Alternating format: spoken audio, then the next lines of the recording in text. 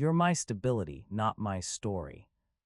Marissa said it like she was doing me a favor, like it was a clean, adult sentence that should land softly. We were standing in our kitchen in Raleigh with the under-cabinet lights on, the sink full of champagne flutes from her work thing, and my hands still smelled like dish soap. I didn't raise my voice. I didn't ask her to repeat it. I just dried my hands, took my phone off the counter, and slid my wedding budget spreadsheet, yeah, the one she'd been calling adorably intense, into a folder. Then I walked to the hall closet and pulled down the small lockbox where I kept my passport and the lease paperwork. Calm, quiet, like my body already understood what my brain was trying to catch up to. She watched me like I was supposed to argue so she could win. Instead, I said, okay. And I went to my car. Hey viewers, before we move on to the video, please make sure to subscribe to the channel and hit the like button if you want to see more stories like this. Thanks. I'm not an exciting guy on paper. My name, S. Gavin. I'm 32. I manage operations for a regional medical supply distributor, glorified adult who makes sure the right stuff gets to the right places on time. It's spreadsheets, routes, vendor calls, inventory counts, contracts. It's not the kind of job that gets applause, but it keeps hospitals from running out of things that matter. I like being steady. I like knowing the lights will turn on. I like having an emergency fund and a plan B, and a plan C. I drive a 7-year-old Honda Accord that's paid off, and I keep a little tire gauge in the glove box because it bothers me when my front right is 2 psi lower than the rest. Marissa was the opposite energy. She's 30, works in brand and events for a boutique marketing firm downtown, and she moves through life like it's one long highlight reel. She's gorgeous, yes, but it's more than that. She has that effortless confidence where people lean in when she talks. She could walk into a room and in 5 minutes she'd know who mattered, who was bored, who could be useful, and what angle made her look best in a photo. When we met, I thought she was sunshine. She thought I was grounding. That's the word she used a lot in the beginning, like I was a yoga mat. We were together a little over 3 years. We moved into a townhouse rental last spring, 2 bedrooms, small patio, 15 minutes from her office and 20 from my warehouse. Both our names were on the lease. We split rent, but I covered most of the utilities because I made more and because I liked knowing they were handled. In my head, that wasn't me being used. That was me building a life with someone. That's the part that's hard to explain to people who only see a breakup as an emotional thing. To me, it's also infrastructure. Who's on what account? Whose name is on which bill? Who's liable if someone gets dramatic? And Marissa loved infrastructure as long as she didn't have to think about it. Looking back, the red flags were never subtle. I ignored them because they were wrapped in charisma and pretty lighting. The first one was small, a dinner with her friends at this loud place in Glenwood South where the tables are too close and everyone talks like they're on stage. One of her friends, Kayla, asked me what I did. I told her. Kayla smiled like I'd said I fold napkins for a living and went, "Oh my God, that's safe." Marissa laughed, not a mean laugh, but not a protective one either. She squeezed my arm and said, "He's my responsible one." My responsible one, like I was a piece of furniture she was proud to own. Then there was the way she corrected me in public, not about facts, about vibe. If I wore a button-down to casual thing, she'd tug at my sleeve and whisper, "Relax, babe, you look like a dad at a parent-teacher conference." If I told a story too long, she'd cut in with, okay, bullet points, and everyone would laugh like it was cute. She was always chasing the room. She'd talk about who was getting engaged, who had a lake house, who got invited to what. She followed this whole world of people who brunch in matching outfits and call it community. She'd de-show me Instagram stories and say, "We should do more like this." I'd say, "If you want to do it, we can do it." And she'd say, "Not like that. It has to be, you know." I didn't know, I just wanted to be good to her. The next red flag came with money, of course. She would buy these things, little luxuries that weren't little, and then act surprised when her card got declined. She'd sigh dramatically and say, "Ugh, my bank is so annoying," like the bank was being petty by noticing she'd spent her grocery budget on heels. I'd transfer her money sometimes, not because she asked outright, but because she'd make it sound like her whole life was one emergency and I was the only adult in the room. She'd pay me back when her invoice cleared, which meant sometimes yes, sometimes no, but always with a kiss and a "you're a lifesaver." The way she said it made me feel needed, which is a hell of a drug for a guy like me. There were also the comparisons. They were never direct, never "why aren't you like him," but they lived in the air between us. She'd say, "I love that you're not flashy." And then 30 seconds later, she'd show me a video of some guy stepping out of a black SUV in a tailored suit, and she'd go, "God, that's such a vibe." She'd say, "I don't care about material stuff." And then she'd spend an hour talking about how her coworker's boyfriend surprised her with a weekend at this resort where the bathroom has a chandelier. She'd call me husband material like it was a compliment, and at the time I took it that way. Now I hear the unspoken part. Husband material for her meant reliable, predictable background. If you've never had someone treat you like their safety net while they audition other people for the lead role, it's hard to describe the slow erosion. The stake, the big thing I did that finally made all of it real, happened in October. Marissa's firm was pitching a major client, a big tech company opening an office here, and she was obsessed. She talked about it like it was the thing that would change everything. If they landed it, she'd be running more events, more budgets, more travel, more status. She told me she wanted to level up her skills so she could be that girl in the room who just commands it. She found this weekend certificate program in Atlanta, brand strategy and high-end client experience, taught by people with impressive LinkedIn profiles. It wasn't cheap. It was $2,000 plus travel. I looked at her. She looked excited, hungry. I thought, okay, if she wants this, I can support it. So I paid for it, not as a loan, as a gift. I told her, "I believe in you." She cried, actual tears. She hugged me like I'd saved her from drowning. She said, "Nobody has ever invested in me like this." I believed her, and that made me proud in a way I didn't even realize I needed. The symbol object showed up the week before she left, a black leather luggage tag with her initials embossed in gold. MV. She bought it at this fancy shop, held it up like it was an award, and said, "Now my suitcase looks expensive." I laughed and said, "It's a tag." She kissed me and said, "You don't get it, Gav. Details matter." Details did matter. I just didn't know which details. She went to Atlanta and posted photos like she was the main character in a movie. Hotel mirror selfies, latte art, name badge, a dinner with her classmates where everyone's teeth looked professionally whitened. I stayed home, fed our cat, paid the bills, and worked overtime because one of our drivers got sick, and I'm the guy who fills gaps. When she got back, she was different, not in a dramatic way, more sharpened, like she'd come home with a new set of expectations and she was scanning me for whether I fit. She said we should go to more elevated things. I said, "Like what?" She said, "Like real events, not just your friend's backyard cookouts." My friend Malik, who is an electrician and the most loyal dude I know, would have helped me move a body if I needed it, and she talked about his cookouts like they were charity work. A week later, she told me about a holiday fundraiser her firm was doing for a nonprofit. "This is important," she said. "The client prospects will be there. I need you there." It was the first time she'd ever made it sound like I was an asset to her brand. I didn't want to mess it up. I bought a suit jacket that actually fit. I got my hair cut. I even let her pick my tie, which she did with the concentration of someone curating a museum exhibit. The day of the fundraiser, I got home early and started cleaning because that's what I do when I'm nervous. Marissa was upstairs doing her hair, music blasting. My phone was on the charger, and her iPad was on the kitchen counter because we shared it for streaming and recipes and whatever. The screen lit up while I was wiping down the stove. A notification popped up, big and bright, like it wanted to be seen. "Your confirmation is ready, Harbor House Suites." For half a second, my brain tried to file it under normal. Maybe it's for a client, maybe it's for work, maybe it's spam. Then it showed a preview line underneath. "Reservation 2 nights. Guest Marissa V plus Everett H." Everett. I didn't touch the screen. I didn't open anything. I didn't scroll. I just stood there with a sponge in my hand and watched the text fade as the screen went dark again.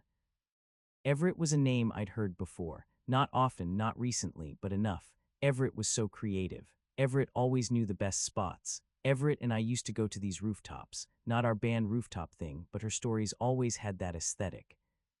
She told me Everett was an ex from a few years back who wasn't serious. Dee also told me he was now a creative director somewhere in Charlotte and does cool campaigns. I set the sponge down. I rinsed my hands. I dried them. It was like my body insisted on finishing small tasks so I wouldn't fall apart. I went upstairs. Marissa was in front of the mirror in this emerald dress, adjusting the strap like it was a performance. I said, "Who's Everett on the Harbor House reservation?"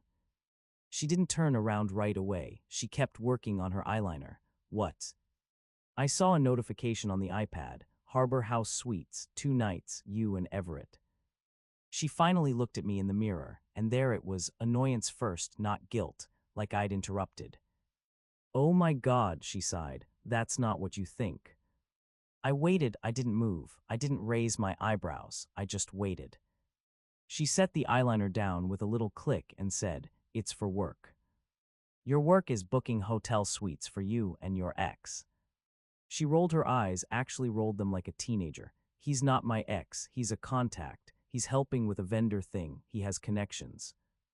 And you need 2 nights with him."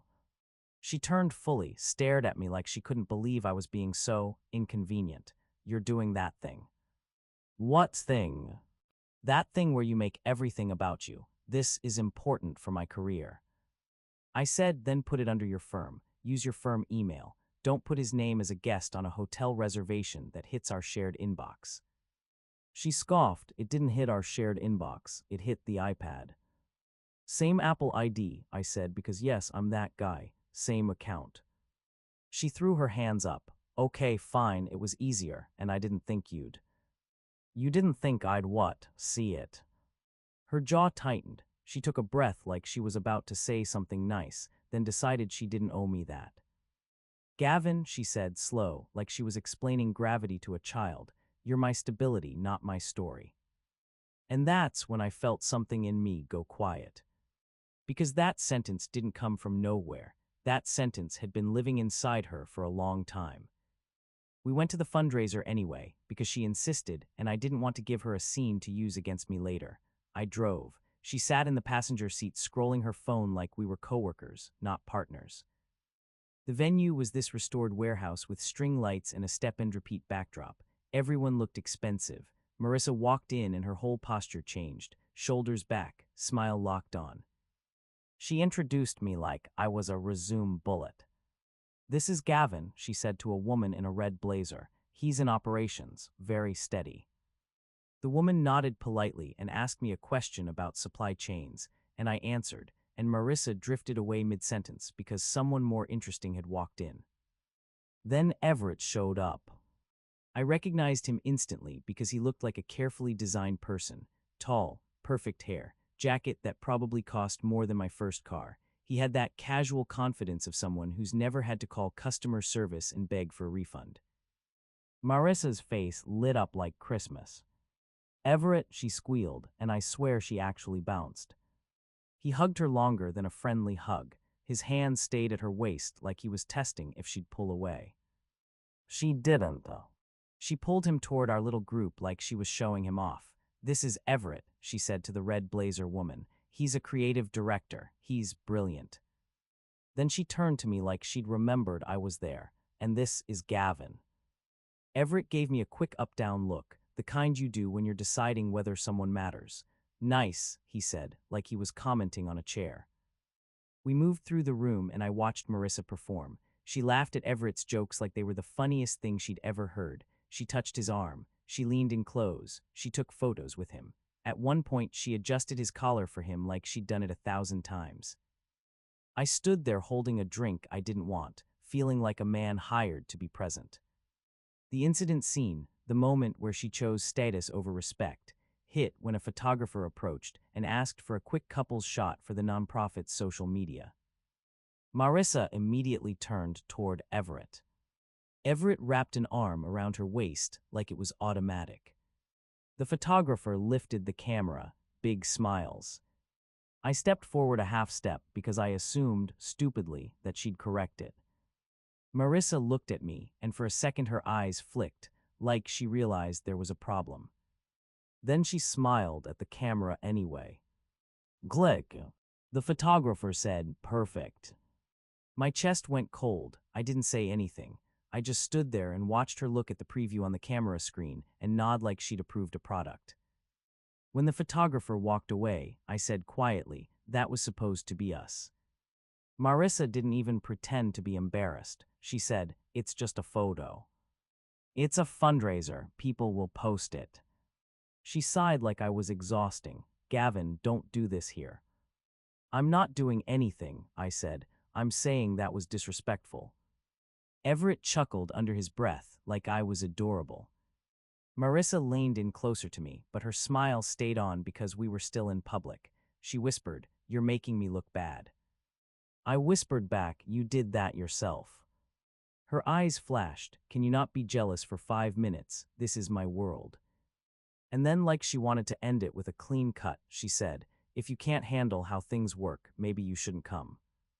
That was it, not because it was the worst thing anyone's ever said, but because it confirmed the truth. In her head, I was an accessory she could swap out depending on the room. I set my drink down on a cocktail table. I didn't slam it. I didn't spill. I just placed it like I was setting down a tool I no longer needed. I looked at her and said, "I'm going home." Her eyes widened, more at the audacity than the sadness. "Seriously?" "Yes," I said. Everett raised his eyebrows like, "Wow, look at the stable guy having feelings." Marissa hissed, "Don't be dramatic." "I'm not," I said. "I'm leaving." I walked out, calm, straight posture, keys in hand. The air outside was cold enough to feel clean. I sat in my Accord, took one long breath, and felt my hands stop shaking. Then I did the quiet exit line that mattered most. I texted her, "I'm not competing for my own relationship." That was all. I slept that night on my buddy Jordan's couch. Jordan's a nurse, the kind of guy who keeps granola bars in his car in case someone needs one. He didn't ask for details. He just handed me a blanket and said, "Whatever you need, man." The next morning, I went to work like normal, because that's the thing about being stable. People think it means you don't break. It just means you break silently and keep moving. At lunch, I called the property management office. Our lease was through a company, not a private landlord. The property manager's name was Priya, and she was efficient in a way that felt like kindness. I said, "Hi, I'm on a lease at," and gave her the address. "I need to discuss options for removing myself or transferring." She didn't ask why. She asked, "Do you both want to stay?" "I don't," I said. Priya said, "Okay, we can do a roommate release if the remaining tenant qualifies on their own. There's a fee, and we'll need signatures." "Great," I said. "Email me what you need." Then I opened a new checking account on my phone during my break. Different bank, different direct deposit. I updated payroll before the end of the day. I removed Marissa from my authorized users where I could. We didn't have joint credit cards, thank God, but we did have shared streaming services and a couple of auto pays. I went home while she was still at work. I didn't sneak, I used my key. My name was on the lease. Everything I did was legal and normal and boring, which is the most powerful kind of revenge there is, the kind that isn't revenge, just boundaries. I walked through the townhouse and took inventory like I was doing a warehouse count. My stuff, desk, monitors, tools, clothes, books, kitchen knives I'd bought, the vacuum, the couch I'd paid for, the TV I'd mounted, the router in my name. Her stuff, clothes, makeup, the decorative pillows she insisted we needed, her ring light, her laptop, her designer bags, the black leather luggage tag with her initials. The iPad sat on the counter again, screen dark. I didn't touch it. I didn't need more proof. The notification had been enough and the photo had been the rest. But receipts matter when you're unwinding shared life. So I checked what I already had access to, our shared email inbox for household stuff, utilities, lease, subscriptions. That wasn't hacking. That was literally the email we used so both of us could see bills. And there it was, right in the inbox, time-stamped from the night before while she'd been working the fundraiser. Harbor House Suites, confirmation. Guest names Marissa V. and Everett H. Upgrade Harbor View King Suite. Payment method, card ending in the 4 digits of the credit card. She'd asked me to help pay off last month because interest is literally violence. I forwarded the email to my personal account. I saved it as a PDF. I didn't reply. I did confront. I just kept collecting what I needed to make clean decisions. Then I packed.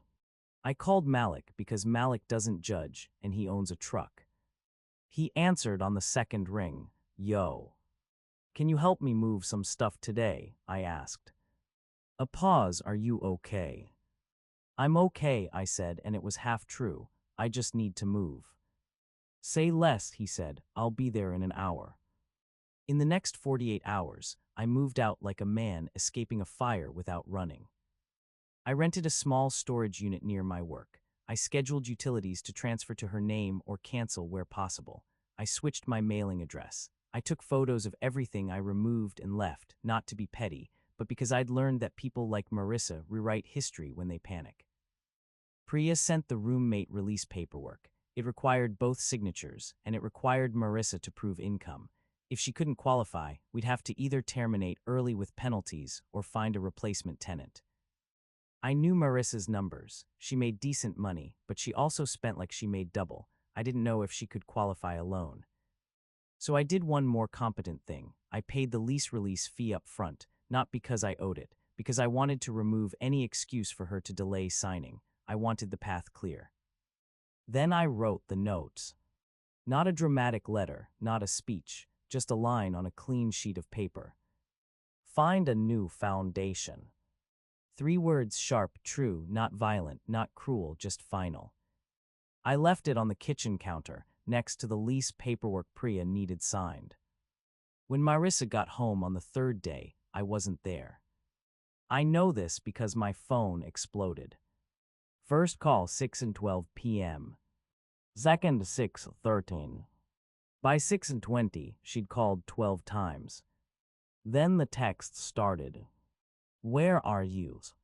Is this a joke? Gavin, answer me. What did you do? Then a longer one, the kind people send when they realize silence is worse than yelling. Okay, I get it, you're upset, but this is insane. We had one weird night and you're blowing up our life. I didn't respond. At 7:04, she sent a photo of the note. What the hell does this mean? I still didn't respond.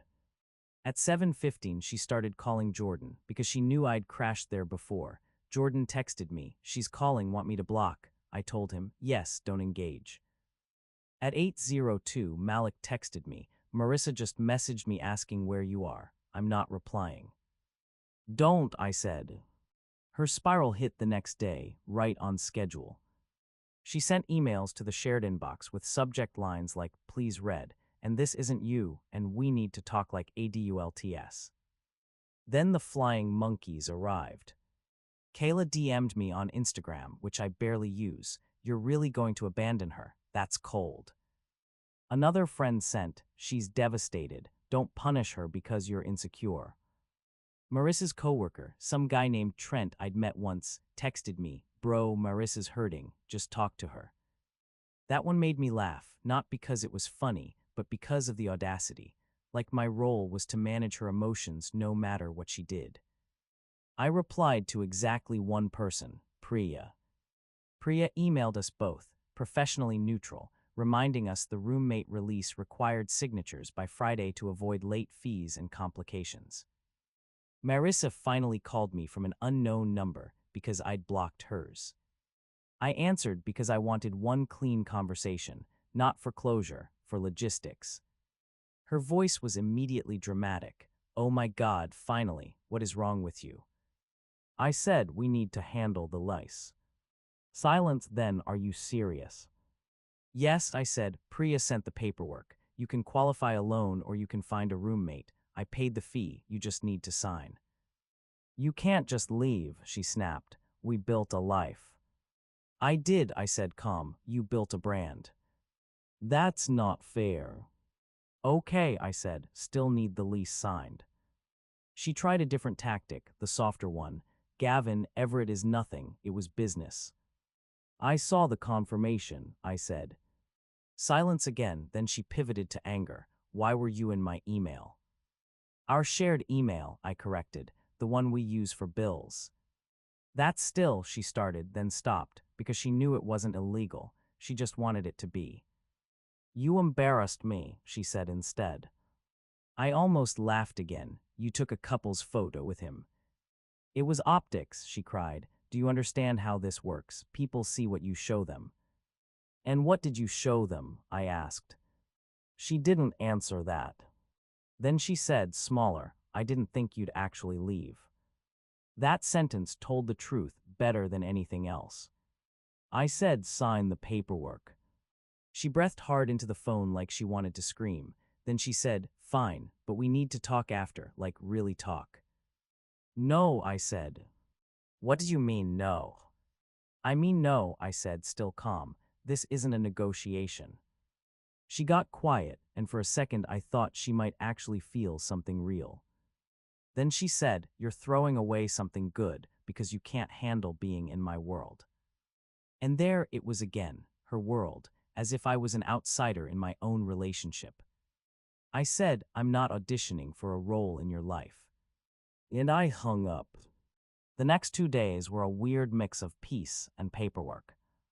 Marissa signed the roommate release, but not before trying to add conditions. She emailed Priya asking if I could stay financially responsible until she finds a roommate.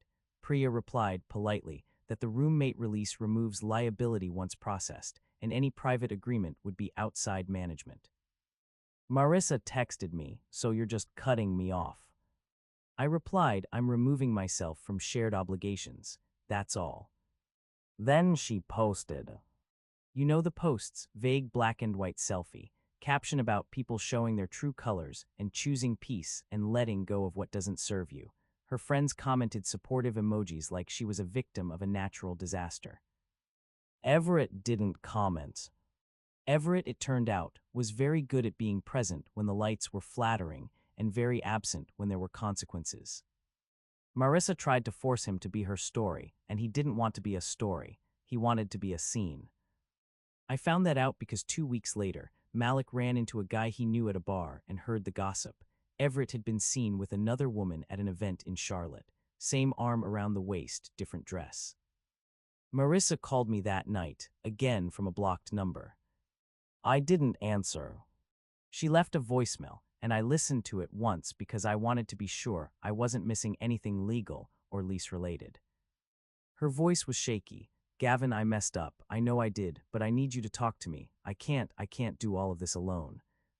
There it was, not I miss you, not I'm sorry. I can't do all of this alone. Infrastructure.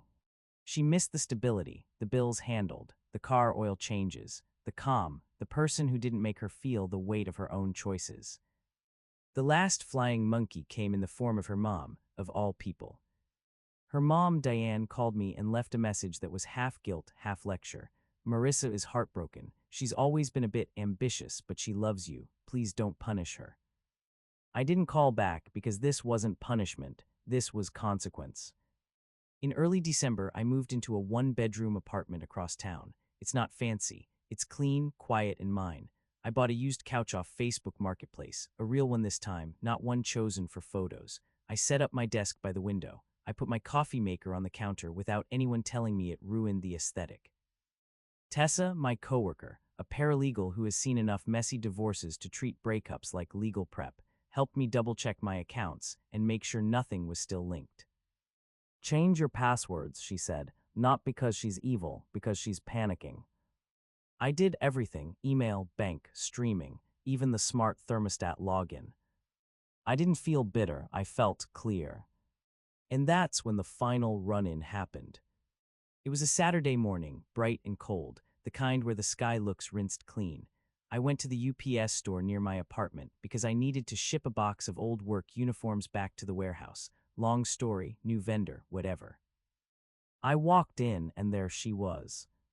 Marissa stood by the counter holding a stack of mail like it was a lifeline. She looked different, not in a glow-up way, in a tired way. Her hair was in a messy knot. Her makeup was minimal. Her dress was replaced by leggings and a coat that looked expensive but not comforting. For a second, we both just froze. Then her face crumpled, and she took a step toward me like the room itself had pulled her. Gavin, she whispered. People were behind us in line, a guy with a bubble mailer, a woman holding holiday packages, normal life. I didn't turn it into a scene. I nodded once, polite, like she was an acquaintance. She moved closer anyway, eyes shining. Please, can we talk, just for a minute? I could see the panic in her, but I could also see the calculation, like she was already rehearsing what angle might work. I'm here to ship something, I said. I know, she said quickly. I didn't think I didn't think it would be like this. You said I was your stability, I said, quietly enough that only she could hear, so I became stable. Her lips trembled. I was stressed. I was trying to, I don't know, I was trying to belong. And you decided I didn't belong with you, I said. She looked around, embarrassed by the public setting, and lowered her voice. Everett is gone. He was never serious. I see that now. I made a mistake. I waited. I let the silence do the work. She swallowed and added, I miss you. It almost sounded real, almost. Then she said, I can't afford the townhouse by myself, and my credit it's complicated, and I need help. There it was again, not love, logistics, infrastructure. I took a breath and said the boundary line I'd practiced in my head so I wouldn't improvise something messy. We're not renegotiating my role in your life. Her face tightened like she'd been slapped. So that's it, you're just done. Yes, I said. She grabbed at the edge of the counter like she needed something solid. After everything, you're just going to walk away. I already did, I said. She leaned forward, desperate now, voice shaking. Gavin, please, don't do this to me. I didn't flinch, I didn't smile, I didn't gloat. I said you did it to you. Then I stepped forward, placed my package on the counter, and gave the clerk my shipping label like Marissa wasn't even there. When I turned back, she was still standing in the same spot, eyes wet, mouth slightly open like she couldn't believe the world didn't rearrange itself around her feelings. I walked out into the cold air, and it felt like breathing after being underwater. I won't pretend I didn't hurt. I did. There were nights I lay on my new couch staring at the ceiling, replaying every moment where I could have seen it sooner.